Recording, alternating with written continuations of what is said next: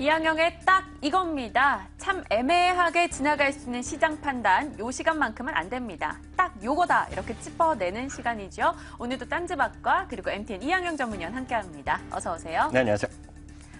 자, 일단 저의 이 딴지 공격을 뚫고 위원님이 이번 주에 딱 이거 시간에 얘기하셨던 아모레퍼시픽 그리고 토비스가 계속 올라가요. 아모레퍼시픽 또 사상 최고가를 기록하고 있고요. 네. 이거 어떻게 된 걸까요?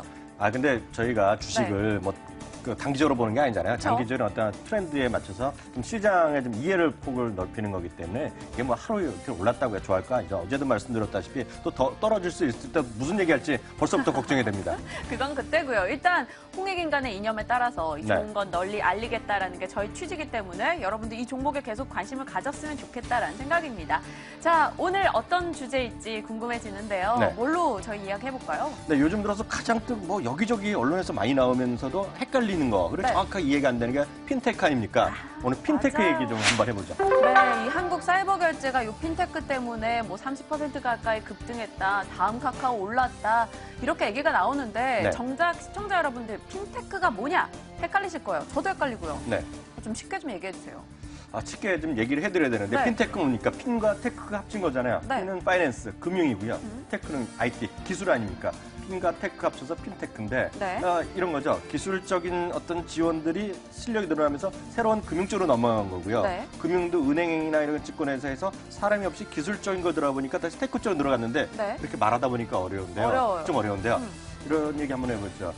박민님, 온라인 쇼핑, 모바일 쇼핑 많이 하시죠? 아우, 매일 하죠. 매일이요? 네. 그런 거를 결제할 때마다 네. 일일이 카드 이렇게 일일이 열 몇 개 하고 비밀번호 넣고 유효기한 그 넣어서 하시나요? 아니요. 저는 요즘에 앱카드라는 게 있어서 네. 그냥 6자리 누르면 승인되는 거 많이 하다 보니까 그런 네. 걸 하게 되더라고요. 앱카드, 네. 은행 카드, 앱카드 이거 하셨다는 네, 거죠? 맞아요. 딱 그거죠? 네. 그게 바로 핀테크 일종이다라고 이해하시면 될 것 같은데요. 네. 말이 되니까요. 좀 그렇게 하면 조금 더 회사 이름으로 얘기하시면 어떤 서비스로 이해하시면 될 것 같은데요. 네. 페이펠이라는 게 있습니다. 지금 미국에요. 페이펠도 있고요. 텐센트도 텐페이 이런 것들이 있거든요. 네. 이게 하나 기술적인 회사들이 요즘 나오는 거죠. 카카오도 페이 나오던데. 네, 카카오페이 이런 거 네. 마찬가지가 되겠죠. 그리고 라인도 라인페이 만든다는 그런 네. 거 하나 흐르면 될 것 같고요. 금융회사 쪽에서는 이런 게 있죠. 은행도 요즘에 다 인터넷 뱅킹 많이 하시잖아요. 네. 2000년도 이전에는 키움증권이 존재하지도 않던 회사거든요. 네. 근데 지금 온라인 쪽에 워낙 커지니까 시장 점유율 1위가 됐거든요. 그럼 카카오,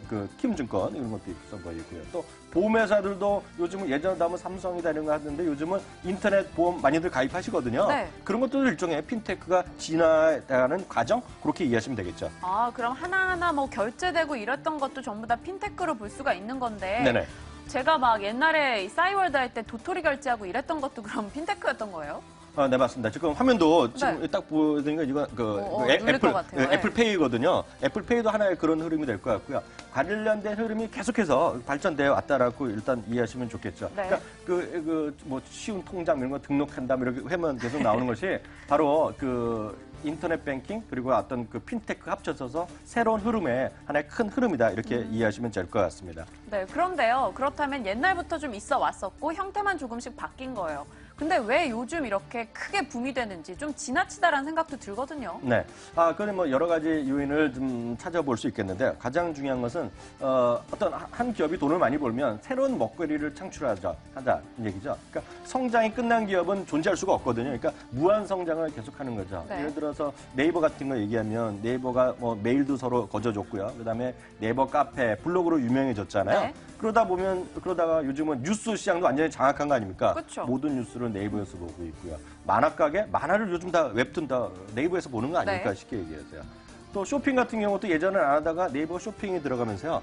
네이버 체크아웃 이런 거 있지 않습니까? 거기서 많이 다 결제까지 하고 다 그런 거 들어가고. 요즘은 얼마 전에 뉴스 봤더니요. 이제 드디어 여행 항공 쪽에도 네이버가 들어간다는 거거든요. 안 하는 게 없어요. 예약 시스템 이런 것들이요. 그런 것들이 무한대로 이렇게 경쟁이 확대되는 것이 영역이 넓혀지고. 영역이 넓혀진다고 볼 수 있을 것 같고요. 두 번째는 역시 기술의 진보가 밑바탕이 된 거죠. 기술력이 생기니까 은행에서도 사람 직접 만나지 않더라도 돈을 다 주고받게 할 수 있다는 것이고요. 카드도 마찬가지죠. 카드도 다 내가 직접 안 해도 이렇게 전화도 할 필요 없이 앞서 말씀드린 대로 네. 비밀번호, 앱카드 등록해서 쓸 수 있고 이런 것들이 되는 것이고요. 세 번째는 가장 중요한 것 중 하나는 이거라고 보고 있어요. 정책적 지원이죠. 네. 왜냐하면 대통령께서 작년 초, 올 초에도 얼마 전에도 바로 액티브엑스 없애자고. 네, 없애자고 네, 얘기했었는데 네. 아직도 안 됐다라고 좀 안 좋은 소리 났잖아요. 그게 뭐냐면 정책적으로 이제 액티브엑스 없애고 그것을 이제 기업들이 안고 보안을 설비 투자하라는 거거든요. 네. 그게 정책적 지원이 있다는 것이고요. 사실 더 중요한 가장 큰 문제는 이거라고 보는데 이거를 대한민국 정부가 왜 서두르냐면 네. 지금 서두르지 않으면 쉽게 얘기해서 우리나라 먹거리가 다 뺏길 수가 있어요. 왜냐하면 우리나라 흔히 얘기해서 글로벌 이코노미라는 얘기 많이 하지 않습니까?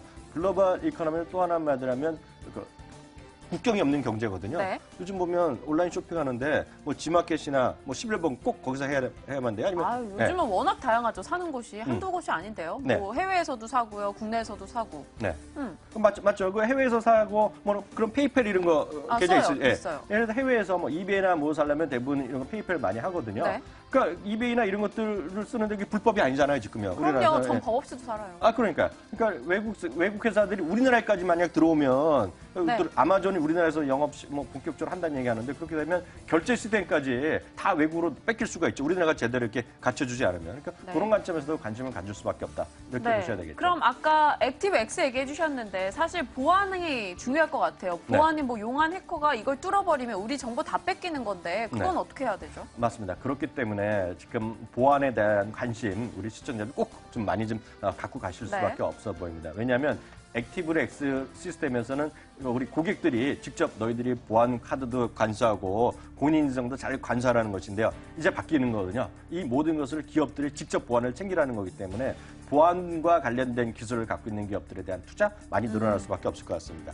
네, 알겠습니다. 그럼 핀테크 쪽에서는 지금 보안 관련주, 전자결제주, 포털주가 다 나왔어요. 네. 너무나 많아요. 이 중에서 좀 콕 집어본다면 어떤 게 있을까요? 일단 콕 집어 본다면 저는 궁극적으로는 다음 카카오라든가 네이버 같이 가입자를 많이 갖고 있는 네. 그런 기업들에 대한 관심 이런 것들의 가치가 늘어난다고 볼 수 있어 보이고요. 네. 미국 기업에서는 이베이 같은 기업 여전히 관심이 있고요.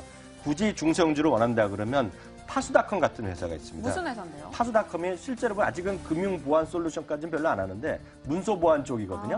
아마 이 회사가 삼성 SDS 출신으로 나와갖고요. 세계에서 최고의 기술력을 갖고 있는 IBM과 지금 협력 사업을 많이 하고 있어요. 네. 그래서 이쪽 금융보안 쪽으로 들어간다고 하니까요. 이런 쪽에 대한 관심, 성장세에 한번 주목해 볼 만하자. 이런 증권사의 레포트가 많이 나오고 있네요. 네, 알겠습니다. 참 어려웠던 핀테크입니다. 오늘 이 시간 통해서 조금이나마 쉬워지셨으면 좋을 것 같고요. 다음 카카오나 네이버와 같이 가입자가 많은 업체 혹은 파수닷컴에서는 또 문서 보안 능력이 있는 종목에 관심 갖자라고 정리해 보겠습니다. 자, 이항영의 딱 이거 저희 머니투데이 방송 혹은 유튜브에서 다시 보기 가능하니까요. 참고해 주시길 바랍니다. 오늘도 MTN 이항영 전문위원과 함께했습니다. 위원님 고맙습니다. 네, 감사합니다.